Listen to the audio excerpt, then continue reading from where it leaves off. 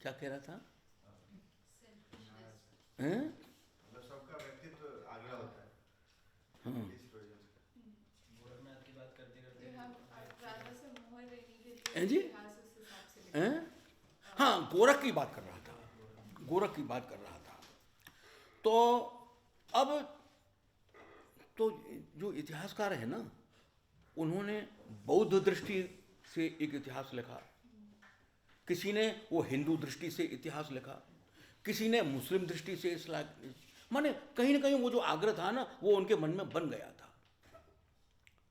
लेकिन लोक की दृष्टि से जो देखेगा वो देखेगा कि नहीं, इन तीनों का आग्रह है और तीनों जो कह रहे हैं वो लोक जीवन की दृष्टि से अस्वीकार्य है, और लोग ने उसको स्वीकार नहीं किया। ये क्लास तो वो इम्तहान देना है, जबरदस्ती है, वहाँ तो आपको 5 प्रश्न लिखने ही लिखने हैं, वो तो ये दिमाग पर ये बोझा रखा हुआ है ना। अब वही जवाब देने जो इन्होंने हमको बताए हैं, अपनी तरफ से कोई जवाब ही नहीं दे सकते और जान करके भी नहीं दे सकते, या हम जानना कि ये गलत है, फिर भी हमको लिखना तो वही है जो हमको बताया। क्यों कि इम्तहान उन्हीं का, प्रश्न पत्र उन्हीं का, जांचेंगे वही। ये तो बड़ी मुश्किल है। ये तो हमको उन्होंने बांध लिया ना कि तुम्हारा को तुमको ही बताना है, तुमको ही जांचना है, माने हमारी बुद्धि का कोई काम ही नहीं, हमारी बुद्धि तो तुम्हारी बुद्धि से ग्रस्त हो गई। ये एक बड़ी बड़ी एक विचारने की बात है। देखो भाई लोकवार्ता की बात तो ऐसी होती है ना, उसमें विद्रोह का तत्व छिपा हुआ होता है। तो भाई वो तो वही बात करेंगे, और ये परंपरा चल रही है, दिमाग को मानसिक गुलामी, बौद्धिक दास्ता, बौद्धिक दास्ता बांध लिया, हमको वही जवाब देने और उसी बात को सच कहना है जी। जान करके भी हम जान गए उस बात के लिए, फिर भी सच कहना। कोई इम्तिहान तो तुम कोई दे रहा है ना, कापी तो तुम ही जांचोगे, यदि हमने कुछ और लिख दिया तो फेल कर दोगे, कम नंबर दोगे हमारे। अच्छा, बौद्ध का जो आगे की जो सीढ़ी आई है, वज्रयान, और वज्रयान से जो सिद्ध आए,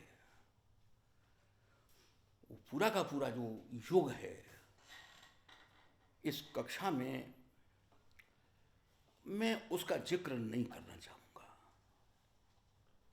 सच्चाई ये है। और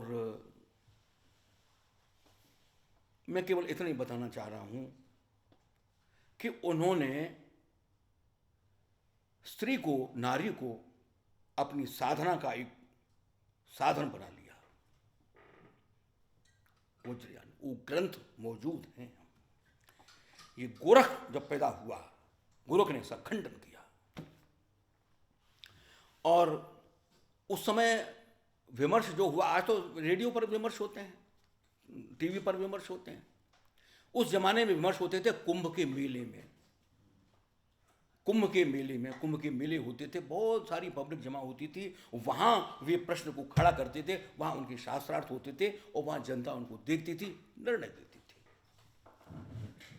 तो गोरख जो था, गोरख ने यह प्रश्न किया कि यह जो नारी के प्रति जो तुम्हारी ये दृष्टि है, साधना वाली जो दृष्टि है, यह अस्वीकार्य है।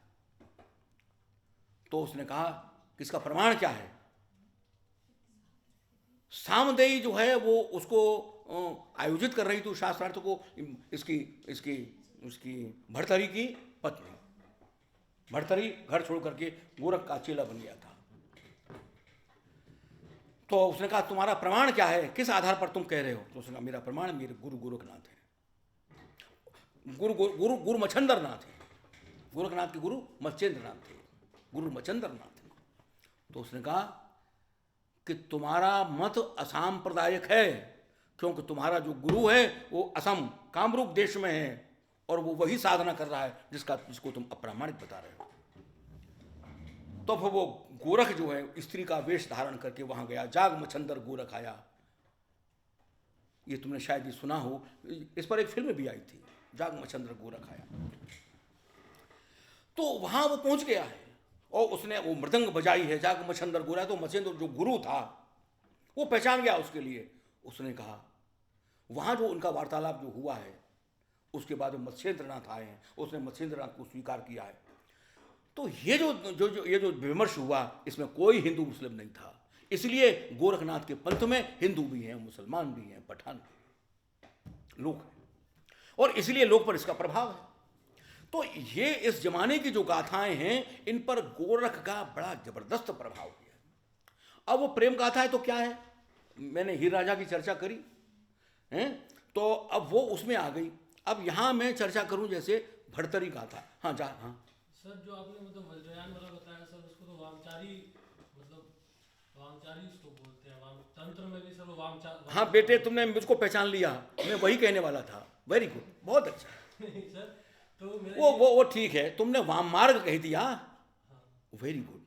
वो तंत्र आया वहीं से है। वो जो ग्रंथ है उनकी चर्चा में नहीं कर रहा हूँ। नहीं सर, ठीक है। मैं चूंकि सर मैं रामकृष्ण परमहंस पे सर मैंने मेरा फिल्म पे मैंने किया है सर, वो भी तांत्रिक हुआ करते थे। अब सर वज्रयान और मतलब अगर हिस्ट्री पढ़ा जाए तो